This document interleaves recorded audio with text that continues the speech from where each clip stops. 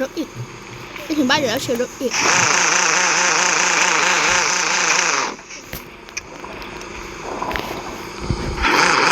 อุด้งจังเลยอุด้งเข้ามาหาแล้วลูกอุด้งหาย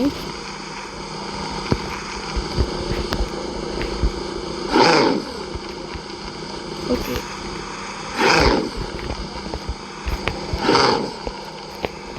ได้ข่าวว่าคุณจะมาวันนี้แล้วเราเอาจอดรถ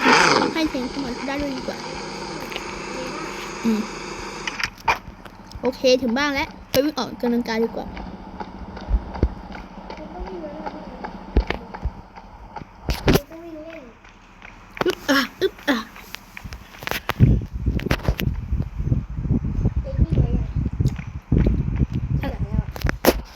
ยังวิ่งอยู่ยังโอ้ยเราต้องลดน้ำหนักเราอ้วนแล้วเราต้องลดน้ำหนักบ้างเดินครับเดินไป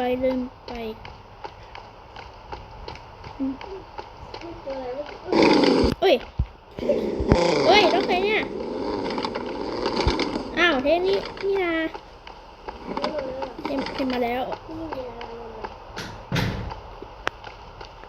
เทนมันเทนเมื่อไรเนี่ยไม่รู้เลยไม่ได้มาดีๆเหรอ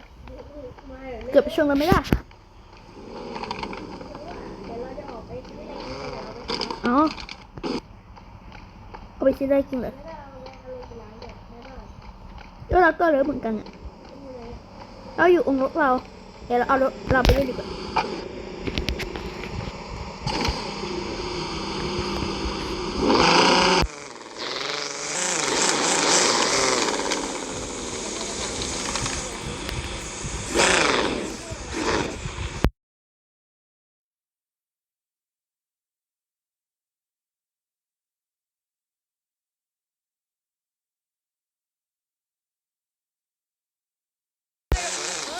โอ้ย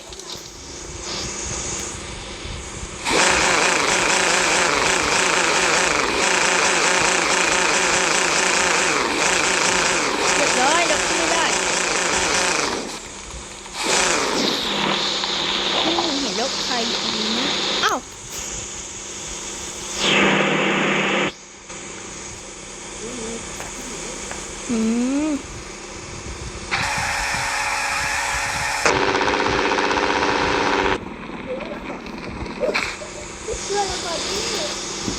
คือเราก่อนเราในครั้งเนี่ยโอ้ยหนักอาการหนักแล้วโหมาได้ไงเนี่ยรถเองอาการหนักแล้วช่วยสับผม